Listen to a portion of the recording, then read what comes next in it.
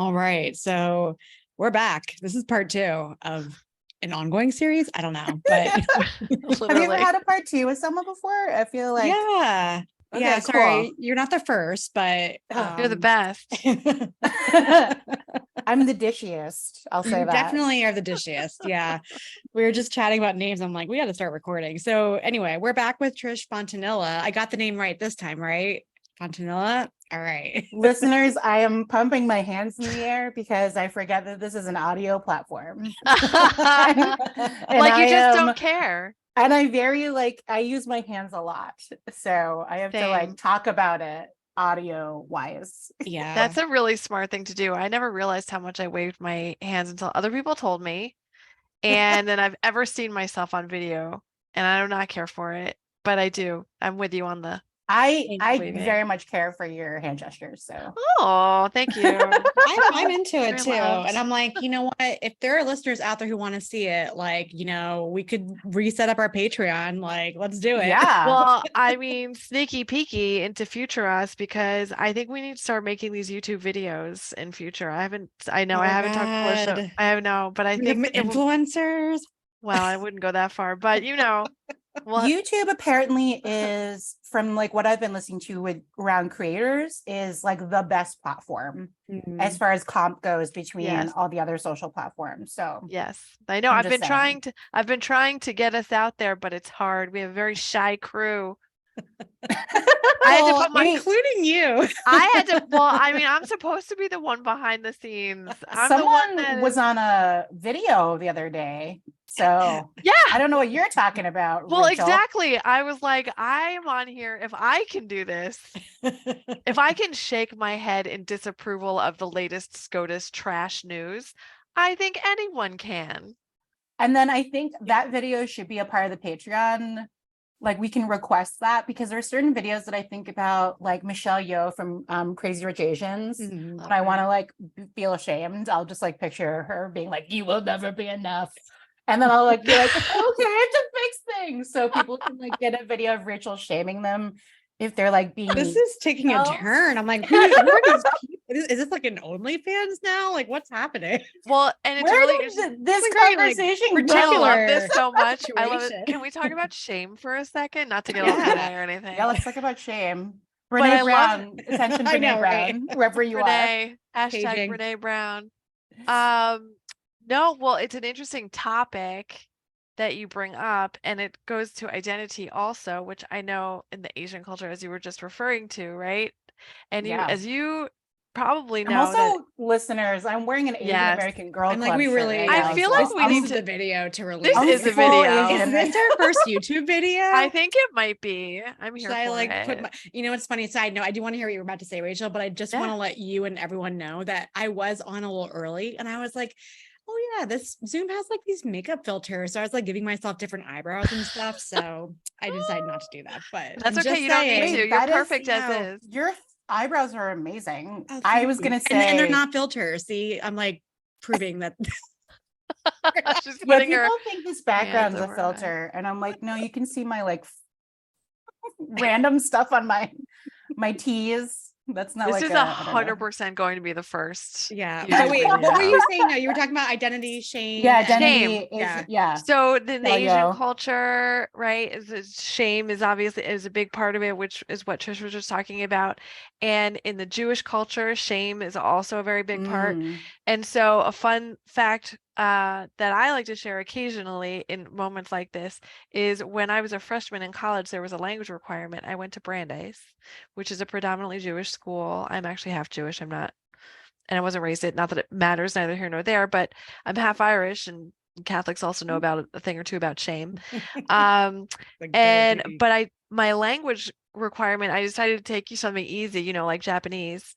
So I took Japanese, and there was the woman would come in, and she was an older Japanese woman, and she would just start speaking to you in Japanese, and then you would respond, right? But then as soon as you weren't able to respond well, she would just like bow her head down in shame and shake her head and walk away. It was like literally the most devastating, traumatic. And I'm just like thinking, sweating like, right now. Just thinking. I'm not used to the like, I know some people have the like, I'm not mad, I'm just disappointed. Like my parents would my really mom lay out why they were one at disappointed. that. Like there wasn't a passive aggressive thing. It was an aggressive thing. Oh God. Can I just tell you all, like, it's not even a recovered memory. It's a memory that I like keep with me. But I grew up playing the violin. My parents were really big into having us all play musical instruments. And so we used to have to like go off and practice for, an hour or whatever a day.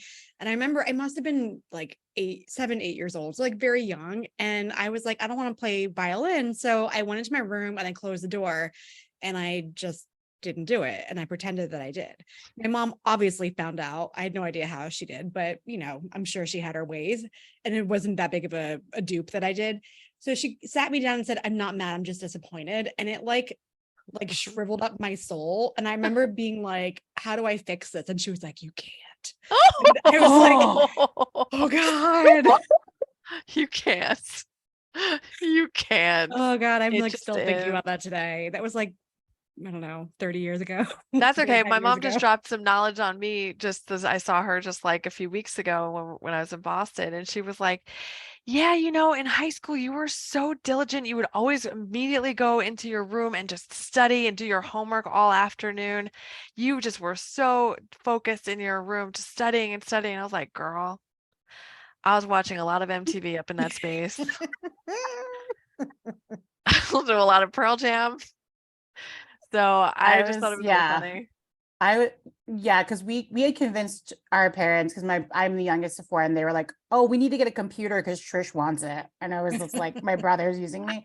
And my parents are like the same. You're like, you're always on your computer doing work. And I'm like, I was on ICQ. I was in some chat rooms. Oh, God, the AIM chat rooms. Like ASL. Age, sex, location. Everyone was 13. Oh my God. In retrospect, I realized that was not true.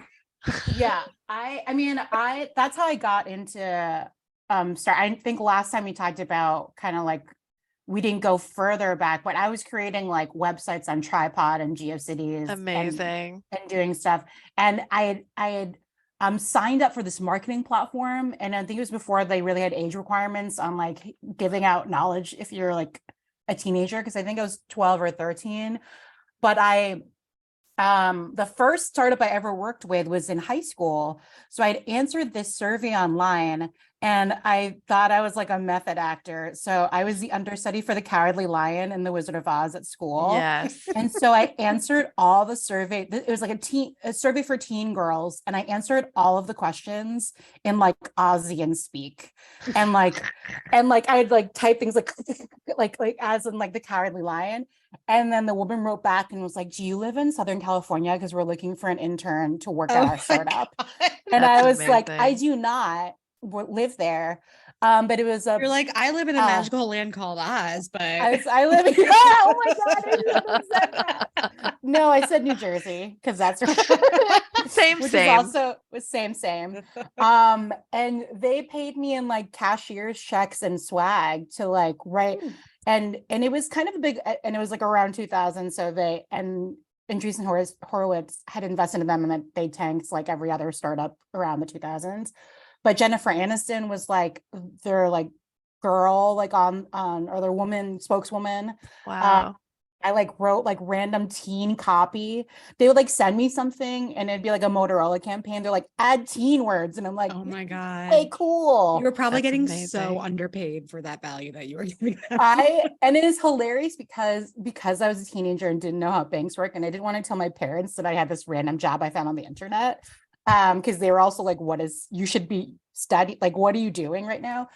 My brother had to cash the checks for me and he got a cut out of the checks. And so like no money, but I got like the Crouching Tiger, Hidden Dragon, like film book and like random stickers. And amazing. I was like, oh my gosh, I'm living the life. That's amazing. Like $30. And you were like very 10 baller or 13, whatever. Yeah. So baller. Yeah. Entrepreneurial my brother was from like the beginning. Taking a cut out of it. So. Well, look, so does Stripe. That's just the way things work. He was like he wasn't really your manager, but he was your facilitator. He was most definitely not my manager. You needed someone to cash those checks. I mean, come on. It's true. I get it. What a life. Well, it's perfect because I cannot believe that, like, I feel like we're gonna actually get into any of the questions that we. Yeah, let's get into some questions. But I feel like it's nice. I mean, you're such an entrepreneur, and but wait, Felicia, you had a follow-up question, did you not? Oh no, maybe I made this up. One of us had a follow-up question. I don't remember who it was. But when we left off part 1, we were just talking about community. Yes. So you had been talking, Trish, about like companies or the tools of the hero's utility belt. I don't know if you remember any of that, but we wrote notes about what you said. A little bit. And then one of us said we had a follow-up question. I don't remember, but what I did want to maybe get into, maybe this is the follow-up question, was like, how does workplace community sort of tie into what? Oh yeah, we talked about that a little bit. Yeah. Yeah. Because like you're not, especially now, like folks aren't necessarily tied to like an office. And I know for me, like working in tech in, the mid 2000s or whatever those years are called, the 2010s. Yeah. The teens, I don't know. It was all about like the office and the swag and the views and the food and like very physical, like location based. So yeah, maybe we can start there if you have any thoughts. Yeah, I mean, I think really big companies, at least they used to have community managers that were just for employees, and it's different from HR. And maybe they report to people ops. I know people that were doing it, but we'd never talked about like chain of command or anything like that. But I think it's something that's really important. Something in my last job that we had was Donut, which is an extension you can add to Slack, and it randomly pairs you up with, folks every week. And I was one of the cool nerds that at the end of the year, I was one of like the top 3 that met with people and was like sending, because you can meet with someone and you can send them a compliment. And it was just a really good, because my last company I joined during the pandemic and we were distributed. And so I'm like, okay, how do I get to know people? We're small enough. I forget how many we were, maybe like 70. And then when I was left, we were like 100, but big enough that there was going to be people I was just not going to get to know or talk to. And especially when people are running meetings, there isn't like, we took 15 minutes for a banter at the beginning of this. And that doesn't happen in a workplace meeting. And you don't get to learn all the things unless you happen to be the person that comes in early and the meeting was early and someone asked about your weekend. Otherwise, meetings now are just for the content. And not to say that all meetings need to have that, but there is that missing of like, when you show up to a meeting, someone's like, oh, I see you're drinking seltzer. I love seltzer. Or like, you look tanner. It's like, oh, I went to the beach. There's all these things you can talk about that are missing within. So that is even just, I think that's just the tip of the iceberg when it comes to employee community. That's just how do you make sure that we're connecting with other people, right now. But I think employee community is like that person that is coming up with events, and not necessarily, it's like, hey, not everybody here drinks. Maybe we shouldn't have all happy hours. We should have coffee chats. We should get like coming up with actual programming. And I think I'm not in it enough to know the differentiators, because Rachel actually just said there's employee experience managers. So there's people that do different things. I don't know how they would differentiate that kind of stuff. But for me, community folks are always about the people.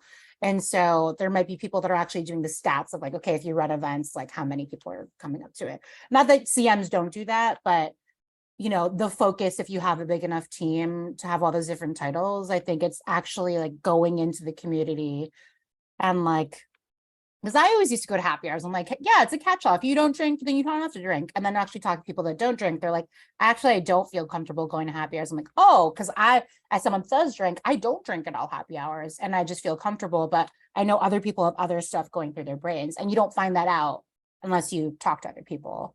So, yeah, I mean, I think it's just as employee community stuff is just as important. I think I'm trying to remember what we were talking about the first time, but when I do customer journey maps, I also talk about employee experience. So it's good to figure out those different pieces of not just what your customers want, but also how your employees feel about the work that they're doing and how they're connecting to customers in a joyful way, but also in a way that helps products innovate and move forward.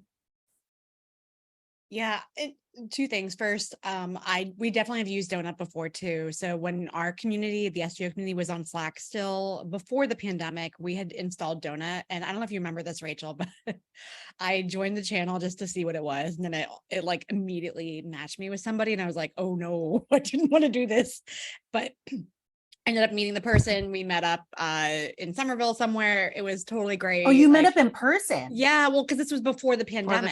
So in a different world, that's different so time. fun. Yeah. So it was like this woman, one of our community members, and she lived near me. So we like met up at Winter Hill Brewing Company like one Friday and just like, had a little chit chat. But I remember being like, oh no, I just wanted to look. I didn't want to actually engage, but I engaged anyway. And then I immediately like removed myself from the channel because I didn't want to talk to people. Not that I don't love talking to people, but anyway, side note. So, but the other thing I wanted to follow up on with what you were just talking about is I think it's interesting when you have, I don't want to call like warring communities, but communities within the same umbrella that may not necessarily have the same like resources or agendas or viewpoints. Because I think for a lot of companies where they have their employee base and then they also have an external community, I've seen that happen where sometimes the community is sort of like goes off in one direction and the company is like, oh, we don't want to do that, or we don't care about that, or we're not supporting that. And then that can become kind of a little bit of like a tug of war between employees. Bad news bears. Yeah, exactly. Yeah. So I'm just curious, like if you've come up with that or seen that, or, on that. Oh yeah. All the time. I mean, I think it's funny. So there's community manager appreciation day in January, and I forget what it's, maybe like the fourth Monday or something like that. And they recently changed it to community manager development day. They changed it to something that sounded like, oh, we're not just here to celebrate each other. But I'm like, why can't we just celebrate each other? Like, why not? So they wanted to make it more active, which is fine. To the creators in the universe, don't come for me. But I think there is that constant piece because, I think it's between, when you think about people's different goals just within the company, an engineer's goal is to finish a sprint and finish a product, marketer's goal is to get eyes on something, salesperson's goal is to, close deals. And sometimes those things conflict. And I think a lot of it comes with timing and people's different goals, and they're not collaborating, and maybe their leadership team isn't collaborating. And I think with communities, sometimes, like, I think community should be its own like department, but most companies obviously don't set it that way. And there's different people. I've reported to a COO, I've reported to a CEO, I've reported to a CMO, and they all have different goals for what the company should be. So it does make community a little bit hard because people do want to see something happen now. And with community, any community building work, if you just even look at community building work within a town, you have to invest in people. You can't just, I think about it as a bank all the time. We talk about social capital. People immediately want to set the bank and they're like, let's extract, like, let's take money on. It's like, you didn't even put money in yet, dude. You're like you're in the red.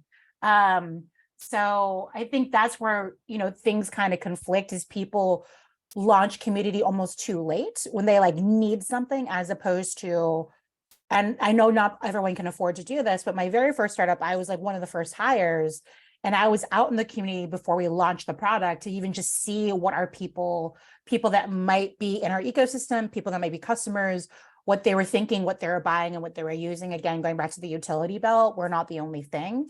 But people immediately want to launch communities to serve some, like, we want them immediately to give us something back. And I think that's where I think warring can, depending on what kind of company you work at, maybe warring is the butting heads it can be a thing, especially at a startup. Obviously, you have only certain amount of runway, so things need to happen quickly. But community, if it is going to be community and not just customer service or something, like, it needs to have a deeper purpose, and that takes, like any movement, that takes time, which is tough for a lot of, especially executives, to like think about. Yeah. And I'm curious to know, like, I go back and forth. I'm like, 1 minute I'm like, community is the most important thing. It's needed. Like, we can feel it, like the pandemic's over. Everybody wants to get in person. And then on the other side, I'm like, people are just, I think, become more introverted and like are scared of everything. So how have you seen like community evolve, particularly since the pandemic? Yeah, I think kind of the resounding thing I think among community professionals and just people in general is like niche communities. So it's no longer, I want to join. I mean, sometimes I will go to a broad spectrum tech community, but it is there's a very small percentage of time that I will do that. And if I do it, I'm probably bringing a student or someone that like, and I'm helping introduce them, and it's less about me. But people now want to be like, I want to meet, you know, people like me that live in the city, that work in tech and are women of color. Like, there's just like, let me hit multiple boxes so that we have multiple things in common and we can just start talking about stuff versus, oh, here's this one thing, we all live in Boston. Great. And it's like, but there's so many different people that live. There's moms, there's single people, there's dads. There's like just so many people that wear so many hats. And I think now people are like, I want to meet someone that is an elder millennial that works in Boston, that works in, like, there's just things that tick off the box. And that way you can just jump into conversation. There's a woman I met the other day that like Asian American woman, she works in government, so is in a lot of spaces where she's the only one. So we talked about that. We're both single, so we talked about that. Like, there was just layers that for someone, if I was meeting someone else for the first time that didn't have as many check boxes as me on it, it would be like, what? I would never ask them what their favorite color, but it'd be just so surface level. And we're kind of done with that surface level stuff, because that is what everything the past few years is like. I hope you're okay. Like all this, like, are you okay? I'm okay. Are you feeling sad? Yeah, me too. The world is ending. Like, it's just the same conversation over and over again. And I'm like, that is important. Let's have those conversations. But also, like, how do you feel as a single person that is navigating, like, just something that is even further than skin deep? Like, let's get into it. Let's talk about trauma. Let's talk about and I think what you're getting to is like also the value, like creating real value as opposed to just showing up and maybe it is going to be valuable, maybe it's not going to be valuable. I think people are also valuing their time a lot more. So if they're making choices to go to places, it's got to be a clear value add, whether it is like, I need to connect with someone that shares my identity so we can talk about trauma, or I need to get something else out of it, whatever that is, it's got to be really clear. Do you think that it's also partially because now, like, we're in this, post-pandemic world, people are like, I could die if I go to this event, so it better be worth it? Or is that like extreme? I think for some people, yes, that definitely was my thought. I hadn't gone to I think last year, 2022 was my first big conference. I went to a smaller conference in 2021 that was maybe 50 people. And I think there are parts, I think I was mass and then half mass part of it. They had asked for people to be vaccinated. So there's certain, like, there's choices that were made, but I think the valuing of time, what Rachel was talking about, I mean, it's always been a thing. If you have any kind of marketing sense, you always talk about, when we say paying attention, like, that is their current, like, you're paying for ads, but they are paying with their time. Totally. And people forget about that. And so even, going back, so I just talked about all my personal stuff, but going back to companies, again, it's like, I don't want to talk about your product all the time. What would be helpful is talking about how to pitch your product to my boss in a grander shell of how do I present to executives, and then use your product as an example, right? So it's not like, I don't want to talk about your product all the time. Then talk about, how do I get promoted? Like, what are the other things around the human that are using your product? So I think we talked about this last time, the lawn chair. Like, I don't want to talk about lawn chairs. Let's talk about, like, send me a meme about all, like, the things I started buying during the pandemic and how to, like, secondhand them. Like, there's other things around it that you could get away with pre-pandemic. You could get away with potentially having a lawn chair community. I don't know. I feel bad. We're really coming for lawn chairs here. Big lawn chair is not going to be supporting this podcast. I feel like we're gonna get so much hate from the lawn chair community that we didn't even know is out there. So, but I want them to do well, and I want them to extend to, like, home goods and life and finding the right co-working chair, and maybe you could get lunch. Like there's just so many things that people are just so centered on themselves, or companies are so centered on themselves. Yeah. It's like you do best when you collaborate, when you see people as whole humans and appeal to that, like in that way, versus how do I get my product into your household, to like, what are there things to, like, what brings you joy within your room, and like, how can we, you know, connect with other products, and like other, like the people don't mind it if they feel like they're being appealed to as a human versus a number. 100%. Yeah. And that's like such a great segue to our next question for you. Because as you were talking, I know Rachel's going to probably remember this. I'm not going to name the company. Our company who shall not be named, but one of our worst SGO community events ever, and this was a long time ago, was we told this company exactly what you were talking about. Hey, this is not a pitch for you to have people just come work here, because obviously that's why people are coming. They want to check you out. So please don't just pitch at them for, you know, however long. Like these are smart people, and they did not listen to us. And the whole thing was just an extended pitch for coming to work at the company. And it was the worst event that we've had. Maybe not the worst, but like one of the worst that we've had from a content perspective, because our community events were just about that. And they still are, you know, around, okay, obviously companies are hosting for a reason, but let's connect on things that we're interested in, and all that other stuff will be made so much better, because it's not going to be like super obvious in your face, like, you know, here's a job application to walk in the door kind of thing. But speaking of community events, you were a speaker recently at our first in-person SGO event since 2020, which is wild. Whoop, whoop. And you gave this really awesome talk. And that's actually what prompted us to be like, oh my God, we have to get you on the podcast, because how have we not done this before? But your talk was titled A Former Perfectionist's Guide to Personal Brand. So let's maybe shift into the brand space. So tell us more, like, you know, why should people be thinking about their personal brand, and maybe even like where the idea come from for you for the talk?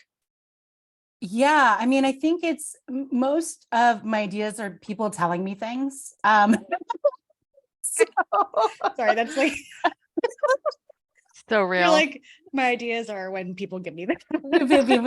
Well, it's one of those things where like you've been waiting for the vocabulary, even though you've been doing the thing. I don't mean to say that I'm stealing people's ideas. No, that's like such a better way to say it. Thank you for you're inspired. Yeah. Where it's like community manager, for example, was like never a title when we were in college and coming up. But now that y'all have been in community, you're like, oh, this person that worked in student life was totally a community manager, or this person that worked, you know, was in my company. Oh my gosh, they knew everybody and they're always connecting folks. Like they were totally a community manager, but I would never have put that title, or I would never have come up with that until someone said, oh, you should think about going into community management, which is like, is that an activist? Like, I'm so confused at what that means. So I think for me, it's, so personal brand, I'm trying to even think of this, the presentation that I did. The thing that people have brought up the most is I had my tripod page up and it had letters that were up, down, up, down. I'm like, this is key like 90s. And I had the JavaScript that everybody had, which is you could pick the color on the page. So I think, you know, coming up, I think especially for me, there was an idea of what professional looked like, right? It was a pantsuit. It was slicked back hair or straightened hair. It was, I don't know, just acting adult, whatever that means. And so, yeah, what does that mean? And so when I had my first office job, which was not right out of college, maybe it was my early, I forget, maybe 23 or 24, like I showed up in heels and like a skirt and a button-down shirt, and like the button-down shirt and the black skirt and the heels that is in like every stock photo of woman in office. Like with their hair tight flashbacks right now. Yeah. And also like we're recording this on like one of the hottest days of the year in the Boston area, Massachusetts area. And you mentioned straight hair, and oh my God, yes. That's why amount if this is on like, YouTube, it's the hair had to go up. The hair had to go up. Yeah. Look, I shared that. You both look beautiful. Go I on. shared that. Thank you. I shared that meme the other day, and Felicia reacted to it on Instagram of, I didn't actually know I had curly, like I have wavy hair, and I didn't know I had it for the longest time because it, like Asian women were not supposed to have wavy hair. And so I would just like brush it and it'd be so frizzy. 100%. Yes. And then I hot tooled it in high school and burned the crap out of it because I wasn't using heat protectant. And then I didn't start wearing my hair natural until probably my late 20s, when my hairstylist was like, did you know that your hair is wavy? Do you mean like cut it so that you can like have wavy hair? And I was like, what are you talking about? Yeah, I had such a similar experience. Like, do you know the reason why I realized my hair was curly is because when I studied abroad in France, I like ran out of my hair stuff. And so I started using something, whatever it was. And then I think I was like air drying my hair, and I was like, my hair is curly. It was just like wild to me. I had no idea. And I burned the shit out of my hair because I was just blow drying it every day, like blow dry, blow dry, blow dry. Well, you were taught to do that. Well, yeah. Yes, but also, and that's what like Teen Magazine and YM and Cosmopolitan, like they all had like the, you know, like the hair and like, especially, I should have worn my Sandra Oh shirt today because she also was like Asian woman curly hair. Like, oh, that's a thing. Let me do it because it's like no representation for Asian women, right? Because that's the thing is like wavy hair. You know, because like for me, seeing a lot of like Indian women and like that kind of media, it's all like really long, glorious, glossy hair and braids. And I still remember, and actually, I don't even know if you'll remember this, Rachel. This is right when we first met, but I had told my hairstylist, I want to grow my hair out because I want to do like all these cool braids that I was seeing on Pinterest in, you know, the mid 2000s. And I remember she was like, you can't do that because your hair will not like grow longer than it is right now. And I was like, challenge accepted. So when we first met, I had like really long hair. You did. I was trying to grow it out, and she was right. God damn it. Like it just stopped growing after a certain point. And then I was like blow drying it, and it would just like have a little like curl at the end. And so finally I cut it, and I was like, well, I guess this is just it. And that is totally fine. I loved having shorter hair, but when I grew up, my mom would send me to the barber to get my hair cut. And so I was always having like really, really, really short hair. So I just didn't even know what my hair was at all. But my mom has curly hair, and she just didn't even tell me. Like, my mom does not have like, I don't, it's somewhere in the universe. I mean, we talked about this first episode, Colin, is it like Spanish, Filipino, something in the universe. But where was, sorry, we went on a personal detour, brand. Back to personal brand, hair, professionalism, right? Yes. So I think like working so higher ed, I think it was very much like coming off what I should be kind of looking like, and people dress down for summer and things, but I think I was just ingrained in my head the multi-layer of being a woman and being a person of color, showing up in spaces, trying to be comfortable, etc. And then even getting into tech where every person there, and I tell this story, Mesh Challenge is much more diverse now, but when I was there in 2011, I would take phone calls in the bathroom because like no women would come in. And the general uniform was jeans and a blue button-down shirt.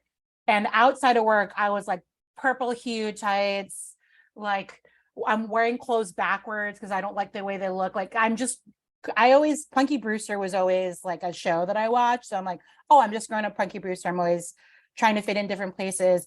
And then I think just being hired for my voice and realizing, oh, wait, like I bring something different and unique to the table. And this is why I'm getting hired versus me trying to fit into different spaces. Because that first job, which is a video job, my boss was like, oh, I saw some of your videos. I was recording this like Boston Wayne's World-esque video show, and where I was just like unapologetically myself, and then showing up in different spaces like a little bit more buttoned up, and people are like, what are you, like, who are you? And I'm like, I'm in my 20s, I don't know who I am anyway. But getting feedback from people when I was being myself and being in safe spaces, being in brave spaces that were like, oh my gosh, I love your personal brand. And I'm like, oh, cool. So like when you tell people about my personal brand, like, what do you say? And I'm not even being fishing for compliments. Like, what words do you say? Like, I actually, when I was doing the career transition from higher ed to startups, I actually posted on social hey, if you've been following me for a while, because I had a bunch of people on Twitter, I didn't have my face, I didn't have my full name. Would you mind like answering a few questions for me? And I reached out to people that I just been talking to on the internet, and I was like, hey, what do you think I do for a living? Or like, what do you think I could be doing for a living based on my social media personality? Because I'm more me here than I am at work. And so I'm trying to put this all together. So people are like, I really like your personal brand. I'm like, bleh. Wow. Like, what is that? Like, I'm a Wait, should we all what should I be doing? should we all be doing that? Like just post a bunch on Instagram and then like ask our friends what we should be No, doing? I actually think it's a great Like idea. focus grouping your followers, but Yeah, I thought it was really great, like RIP old Twitter, but it was really wonderful to just like, there were some people early on. So I think the first like I actually went to a podcasting event in like 2009 or something, 2008, 2009. Ooh. Yeah. And it was called PodCamp, and some marketers had run it, and I didn't know who anybody was in the ecosystem at all. So I'd be talking to these people, and people would be like, do you know who you just talked to? I'm like, I literally do not know. You just talked to Mark Maron. You had no idea. You're like, I guess tell me, but yeah. Like there is this person, I'm not going to name drop them anymore because I don't actually know what their situation is now. And I'm like always careful about. Oh, no. I think I think they're an okay person, but I don't like to, so I like, we're not friends. And I don't mean that in like a bachelorette way. I just mean they're like, I don't know what they're up to these days. And so I don't actually just want to drop their name and associate, whatever. Totally fine. So there's this influencer that was wearing an orange soda t-shirt. So obviously in a room of people, I'm going to go up to that person and be like, I like orange soda. We talked about orange soda for like 20 minutes. And someone was like, do you know who that is? And I was like, he really likes orange soda. You're like orange soda guy, obviously. Now I'm like about to Google like orange soda t-shirt 2009 PodCamp. I probably wrote a blog post. Oh my God, if it's still up, there's probably I wrote a Tumblr blog post about it. And it said, is my noob N00B showing? That's amazing. Yeah. So, I mean, that was really great because again, like I feel like if we ask our friends, I hope everybody out there, if you ask your friends, they're gonna be like, you're amazing, you're blah, like all this stuff. And I was like, I love my friends, but I just want people that like don't actually know my person, because people did not know I worked in higher ed. People assumed I worked in music because of one of the early startups I had been collaborating with was Bands in Town. I would post about music all the time. I would post about art because I was like at Emerson, anything creative arts. So people were like, you should be doing all these things. And it was like a good like test, because these people owed me nothing. I mean, maybe some people thought I would get them free tickets or something or whatever, but I was like, y'all owe me nothing. We may never even meet in person. Who do you think I am as a human? And it was really awesome. I was like looking up some of the responses the other day. Someone was like, you need to get on LinkedIn. And I was like, what's LinkedIn? Like, I think I have a LinkedIn account, but should I even be doing anything there? And they were like, yes, you need to get really great at LinkedIn. And I was like, that's funny. Cause I remember going to a talk years ago, and this is when LinkedIn was really like, it was still big now, obviously, but it was pretty big at that point. And they were talking about networking. And one of the panelists asked the group, who here, like, is there anyone here who's not on LinkedIn? And people raised their hands, and I was truly shocked.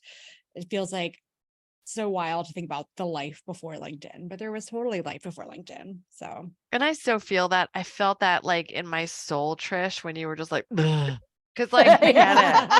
I so get it. That's how I feel about all of it. Well, it's because we now when LinkedIn is now a little bit of a free for all, but I think it is because it was like, oh, what professional things can I be talking about on this platform versus like, I work and I am a professional. So what I talk about can technically go wherever it wants because I'm the person that's doing the work. That's right. So if I want to talk about cats, I mean, I think I could talk about cats because there's definitely cat community. Like there's so many things that you can tie into that differentiate you, when you're looking at a bunch of different folks, like who do I work with? It's like, okay, this person actually talks about activism and like in a way that is important for our brand. So like let's take that into consideration. Or like, oh, all they post about on Twitter is like customer complaints, and now they're applying for a customer experience job. Like, is that the right person? You know? So I think that's figuring out how to play, but that, I mean, it's society, but it's also like me trying to be comfortable in my skin, which didn't happen into my 30s. So there's that other piece of it too, is like the societal piece, but then there's also the like growing up as an awkward teen girl and forever feeling like an awkward teen girl. Trish, like congratulations for feeling comfortable in your own skin at the young age of in your 30s. P.S. I'm still working on it. So, okay. Personal brand. All right. So now you're on LinkedIn. Yeah. Living your best life. Living my best life. Why don't we switch gears a little bit? Because and this Felicia had actually put this question in, and so I didn't know much about your volunteer experience, but I would love to learn about that. Oh yeah. Oh, this is like all the things. I mean, talk about personal brand. I feel like this is something that sticks out in my mind when I think about you, is like you're volunteering. So nice. Oh, thanks. Trish of all trades. Yeah, so volunteering. So in Boston, I mean, I think it's really important to me because honestly, we'll get into this. A little bit of is the people pleasing piece of it. And I gave this talk, I think, with someone at Boston Cares at one point, because they were like, why do you volunteer? I'm like, honestly, back in the day when I just had no self-esteem, and I was like, well, I don't want to do anything for me, but other people are great, so I'm going to do things for other people. And like, that's when I started volunteering as a teenager. And it is this like, I know people are like, oh, you're doing something for other people, but like when you do stuff for others, Rachel, just give you a little heart emoji on Zoom for the audience. But I think when you are helping other people, you do like, there is some endorphins, there is stuff that happens. I do think it helps you get to know yourself in a lot of ways. When I was transitioning in between jobs, I looked at my volunteer work and was like, okay, what kind of volunteer roles do I like to do? Oh, sometimes I go in and I'm comfortable being an individual contributor, and I'm also comfortable in places that I've been a lot where I can like delegate different things. And so for me, I mean, I'm obsessed with Boston. And so I'm a volunteer leader at Boston Cares, which is the largest volunteer action center in New England. And essentially, they work with nonprofit schools and organizations, I think over 150 of them in Greater Boston. And they pair people up for one-off volunteer opportunities. So if you want to volunteer at Community Servings, which is a primarily meal delivery service for people that are homebound with illnesses, so AIDS, HIV, cancer, severe diabetes, et cetera, you can volunteer there one day, and the next day you can volunteer a women's lunch place. And that is also food for women. They also do career advice. They do a bunch of stuff there. So it's really cool because it is these one-off volunteer opportunities, and especially when I started to get involved with them in my 20s, you like are like, I don't know if I'm going to live here for a long period of time. So I don't want to go through like a 3-month orientation, but these you can kind of just drop in and go. And I'm obsessed with food. So most of the things I do are around food. So there's that. And then pre-pandemic, actually in January 2020, and in 2018, I was doing disaster relief work in places that were devastated by hurricanes. And it was not funny necessarily, but like, not funny, haha, funny like, in January 2020, I was wearing an N95 in these places, and there was no running water. So we were like Purelling our hands, we're using pipes to like take showers and stuff. And I was like, I can't wait to get home. And not then you were there for a long time. Yeah. And I was like, and now I actually ended up donating. I had so many N95 masks left over. I ended up donating them to MGH because they were like, wow. Someone in our building was like, if anybody has any extra N95s, and I was like, I just came from a disaster relief area and I randomly have all these N95s. Well, it's so good that climate change is over, so we don't have to worry about any more disaster relief issues. Yeah, the one that, so I was in the Bahamas in 2020, and they were like, what is it? 5 is the highest. And they're like, we ranked it 5.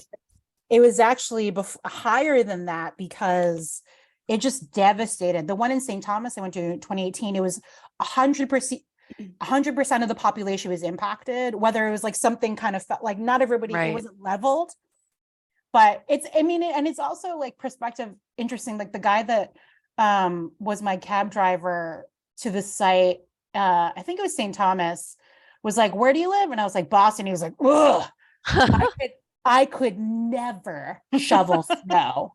Oh God. And I was like, dude, your house gets leveled like every year. Annually.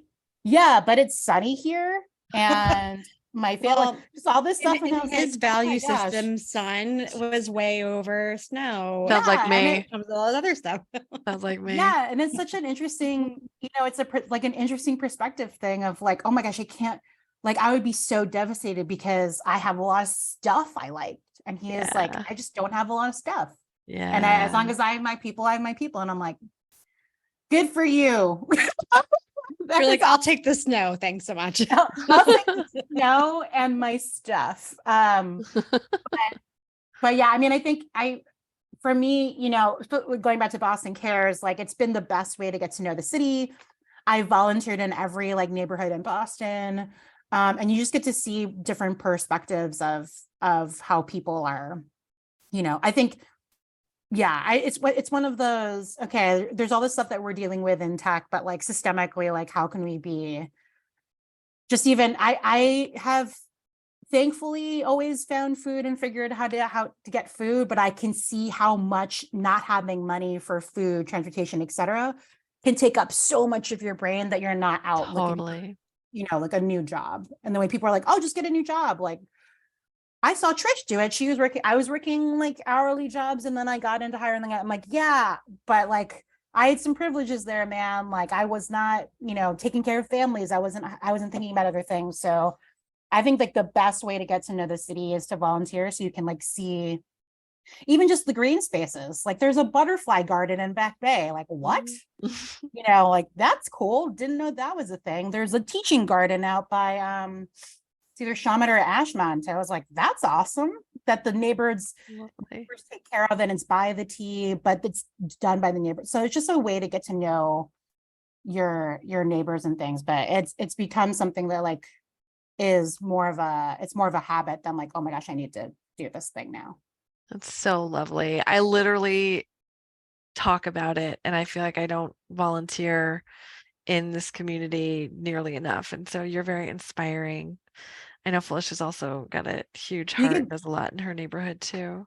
You can show up with money.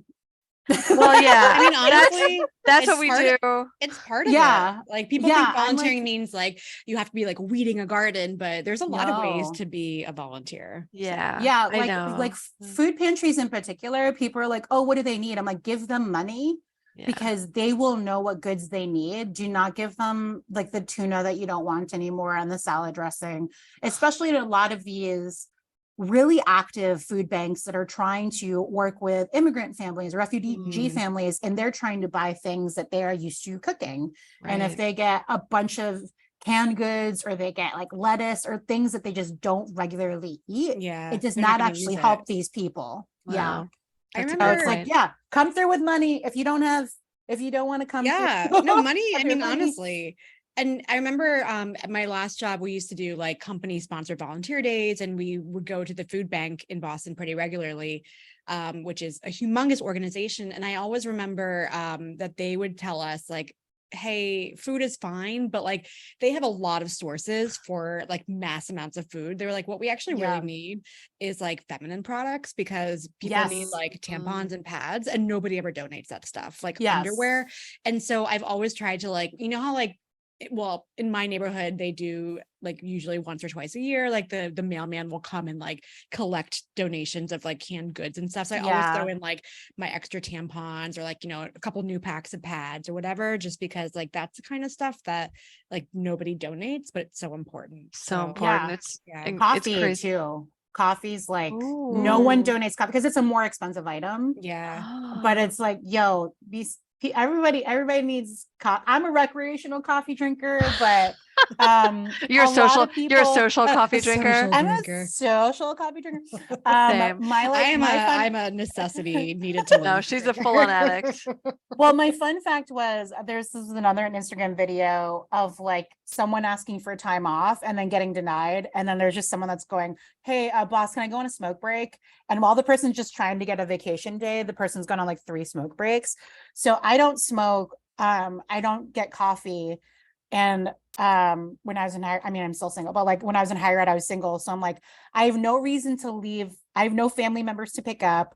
I don't have any coffee or smoking addictions. So like and I guess you could do it now, but I just felt so weird being like, I'm gonna for a walk for like air and mental health. Like that was just not a thing, right? Yeah. So I would just go get coffee and come back with coffee because that was my way to get like a 5-10 minute break.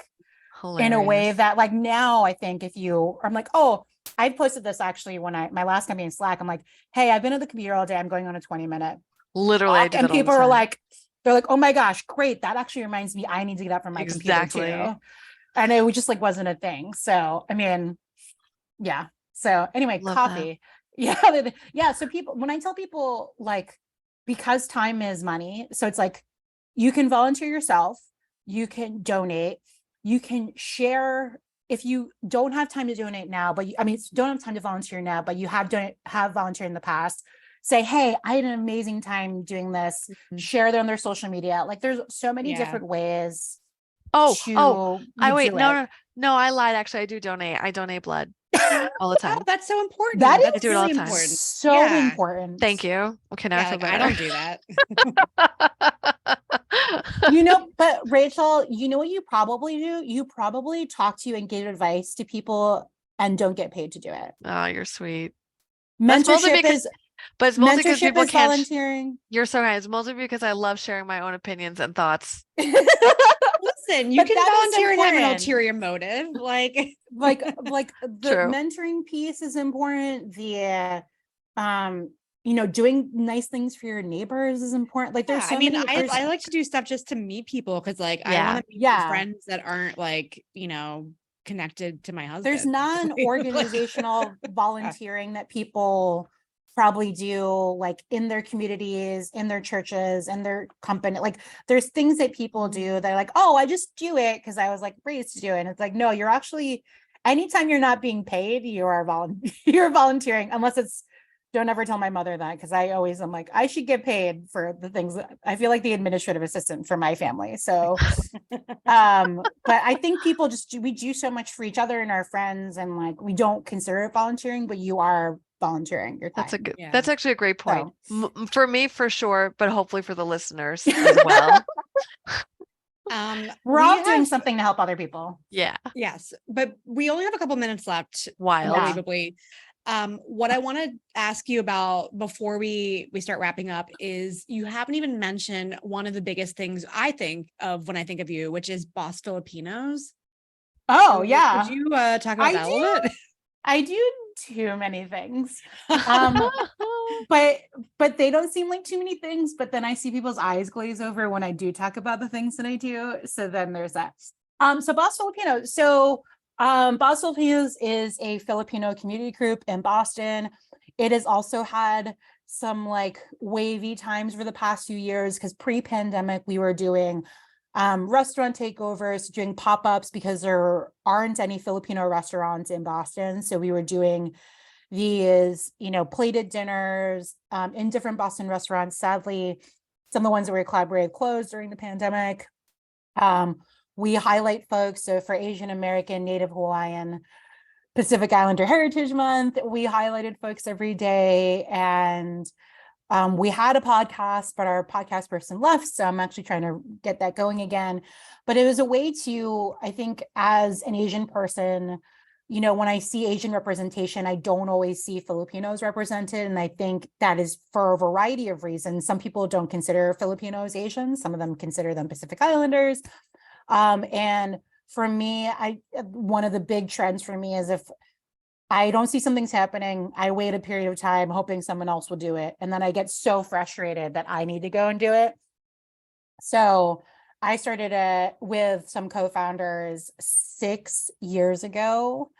And my goal at some point, and now I think that we're coming up a little bit for air, is to have a Filipino festival in Boston, because there are a bunch of Filipino folks within spaces. They're just not shining a light on themselves in a way that I've tried to do with Boss Filipinos, because I'll always reach out to people and they're like, oh, there's, I think as an immigrant kid, you're just like, keep your head down.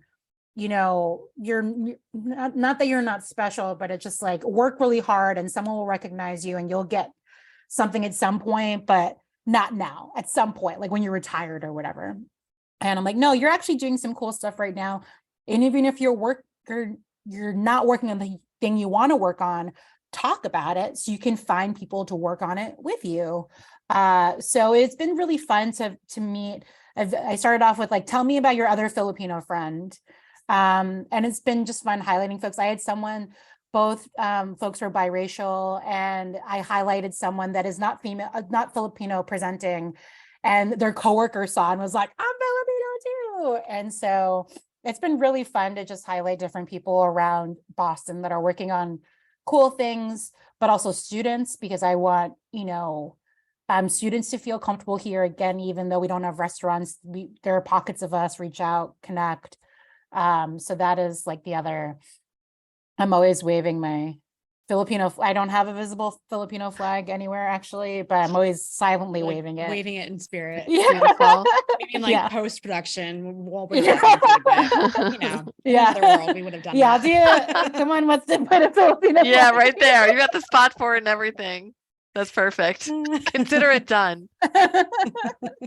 Well, we are like basically out of time, but we can at least ask our favorite number one question, even though I feel like we've got you, but I don't know, can we dare you to say what you geek out about that is nothing that you've already talked about? I haven't talked about pie yet, right? No. Let's do Pie this. is really And like, important to me. again, a huge thing that we haven't talked about. Wait, Yes. are we talking about the number or are we talking about the food? No.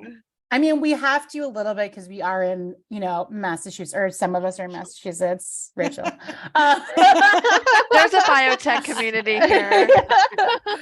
I'm obsessed with pie. I can talk about it a lot. There's a lot of controversies around on what constitutes a pie. Some people don't believe pies can be pies if they don't have the crust on, like the full crust on top. Well, that does not include me. So yeah. But my favorite pie is coconut cream pie. My second favorite local pie is Petsy Pie's chocolate bourbon pecan pie. Ooh. Both of them do not have that like that crust on top. And so for pie purists, my two favorite pies are technically not pies. But that is that. And then at my very first startup, when someone would start on their first day of work, they would always have, because I was the first employee, their favorite pie would be on their desk, because I would ask them during their interview process, and people always thought it was like some personality test. And I'd be like, no, legit, like, what's your favorite pie? And one time a guy had heard that I do this, and so he picked a pie called shoe fly pie, which is only made by the Amish. And I had it commissioned because he didn't think I could get it. I had a pie commissioned and it was on his desk on his first day. I'm obsessed with pie. I can tell what you do for a living potentially by what kind of pies you like. What? There's a lot of stuff Really? I can talk about. No, I don't believe that. Can we talk about that a little bit more? What? Yeah. Wait, I have another question though too, but I want to know, like, if the pie that isn't covered isn't a pie, then what is it? That's what I asked. They're like, it's dessert. It's a calzone. I'm like, what? It's a calzone. So I'm going to chat this to you all. And I encourage our listeners / now watchers to Google, to type in cuberule.com, CUBERULE. It all started about like, is a hot dog a sandwich? Oh yeah. That's a tough one. Yeah. And so this is like you hit on the same like little button in my brain when you were talking about that. I was like, I think pies are a calzone. Yeah. Right? Yeah. So quickly, how I tell people's jobs is because I've asked so many people what their favorite pie is. And I've just, according to Trish's personal data. Yeah, I want to hear. And also, if you find me on LinkedIn, I'm at the very top, I say CAPTCHA. My human CAPTCHA is, if we do not know each other, I need to know that you at least looked at my profile and that we're going to have a meaningful conversation. So please mention your favorite pie or who you like were referenced or whatever. Yes. So based on my data of people that I've talked to and asked for their favorite pies, a lot of CEOs, and so that's what I'm saying, a lot. I'm not a psychic. I'm not like gonna whatever. So a lot of CEOs like apple pie with something. with like an ice cream. Ice cream, salt, cheese, something, but it's like apple pie and it's warm. Yes. Look it up on the internet, y'all. Okay. Yes. A lot of salespeople like key lime pie. A lot of engineers like strawberry rhubarb pie. This is so wild. You're like blowing my brain right now. And I found a lot of like customer focused folks like things that have fruit in them. So, okay. So what about, so now you all know that Boston cream pie isn't even a pie. That truly is not a pie. That's a cake. It's controversial. Yeah. So, but see, I know this because I went and I had controversy. We were worried about the lawn chair community, and we got to be worried about the pie community. Big pie. I am an equal opportunity, and I tell this to a lot of people because like I've given talks in Europe, and I'm like, meat pies count for me. Meat pie. Okay. If you're in the Midwest, I'm like pizza pie, like pie, people that use pie for pizza. Deep dish. Yeah. Pizza, I just want people to, I want to say, what's your favorite pie? I want you to take that and what does pie mean to you? And tell me what your favorite pie. And then there are people like, I don't like pie. And I'm like, I don't know if we can be friends. Like you're a sociopath, basically. like you can't even be like, I like pie, like 3.1 for like people every find something, but everybody has a memory, I feel like, with pie or those like yes, handheld pies. Yeah, little hand pie. Either from McDonald's or whatever, that one that used to be at the grocery store, like Entenmann's or whatever. Yes. Like everybody has a pie memory. And if you do not, I know that you're an alien, like from outer space. So wait, so what's your favorite pie? Well, she told us. Oh, coconut cream pie. That's right, you did. I already forgot. There was so much that happened between the time you told us to now. I was going. I like literally took notes on the back end for some reason. We talked now know your favorite pie. Almost my entire life. So that's not true. Oh no, I feel like there's some unexplored areas, but no, there are for sure. What's your favorite pie, Rachel? I don't think I know this. Yeah. I will say I eat pie, but I'm not like a oh my god pie kind of person. But there is a pie that's out here in a town called Julian, which tries to be New England in Southern California because it has little apple orchards and stuff. And so they make a pie, and it's a cherry apple crumble pie, which is delicious. So it's like all crumbled on top, and the cherry makes a little, because I find apple pie too sweet. So the cherry makes it a little bit tart. And then, I like me some vanilla ice cream up on that as well. That is a nice, that's for me. This is the piece too, is sometimes people do that. Like, I don't know what my favorite pie is. And like, tell me like a pie, like something just around pie. Because on LinkedIn, what happens is people will be like, I don't know if I really love pie, but my grandmother in South Carolina, and they just will tell me a story, and that humanizes them outside of work. Nice. And I now just have the story about their grandmother and eating pies on a porch in South Carolina. Like that is just, I like the story piece that comes from pie. I love that. That's so sweet. What's your favorite pie? I think I have like two. So with the story lens hat on, I really like pumpkin pie, but it's got to be like the kind that my mom makes, which my husband, we had a big fight about this last year, actually, because I said I would make pumpkin pie. And the way she makes it is she buys the graham cracker crust from the store in like the pre-made shell.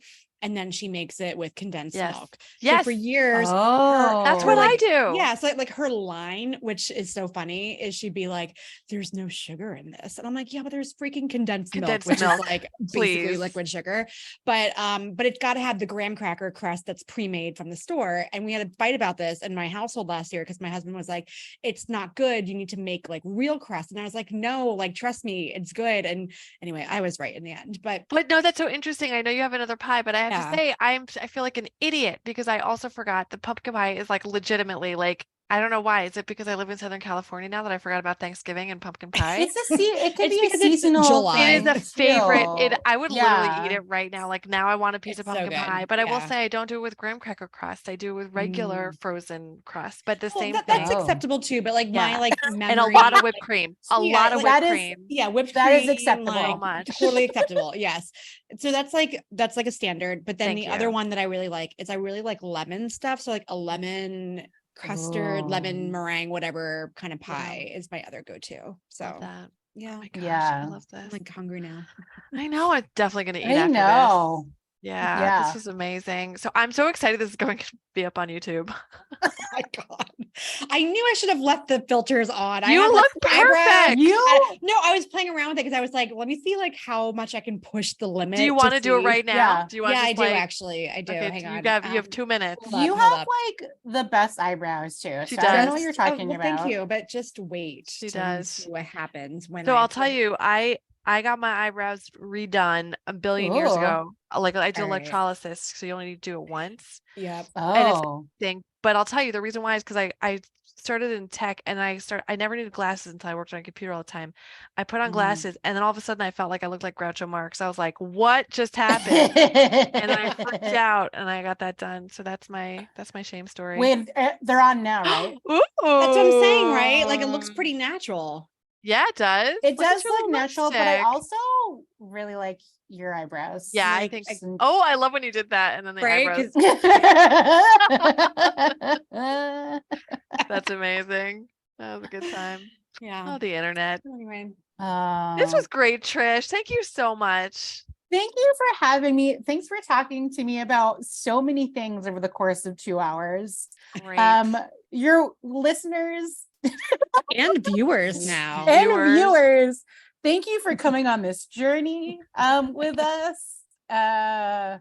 This was really fun. I mean, this was, I feel like, one of the most fun podcasts. I appreciate when I feel like I just start sweating when it's just all on me. But y'all shared some of your stories as well, and I like the conversation piece of it a lot. Same. Well, I have a feeling this isn't going to be the last time we see you on this. I'm like, we probably have more to talk about, but yeah. I will say it's sort of like thank you for the compliment that you just gave us, but I will say for myself, I won't speak for Rachel. It's also because I love to talk about myself, so I'm happy to always. And I also love talking about spotlight Felicia. away from you. Yeah, I'm happy to. We can have a whole segment if you want called "The Dish with Trish" because I've always wanted to do that. Or yes, something like that, and I'll like come on and I'll like have. I don't have papers. I have like books. So I'm like, oh, today we're gonna talk about. Look at all these. Look how much I'm so into this. Look at those notes. Okay, I know. All right. This is if anybody. So this one actually is range. So why generalists triumph in a specialized world. So I'll plug that. And then this is we have so David, much more to talk about. I know. Yeah, David Delmar Sentes has a "What We Build with Power" book. Yes. So with the It's on my founder of, Kindle. I haven't started yet, but I'm excited. This is how dedicated I pre-ordered the book because support, but then I also got the audiobook because I'm not always great with reading books. So I will listen to the audiobook and then tag important things in here. Love, so. love, Trish. Okay, yeah, we're definitely gonna do this again. This is amazing. The Dish with Trish. You heard it here first. The Dish with Trish. Maybe it's just a YouTube series. Yeah, subscribe. Yeah, pay She Geeks Out. Subscribe. On Patreon. Subscribe wherever. I love when they do that. It's like, you're professionals. Yeah, exactly. Figure out where it is. We'll get it all done in post. Sure. Right. Never. All right. Thank you. Thank you.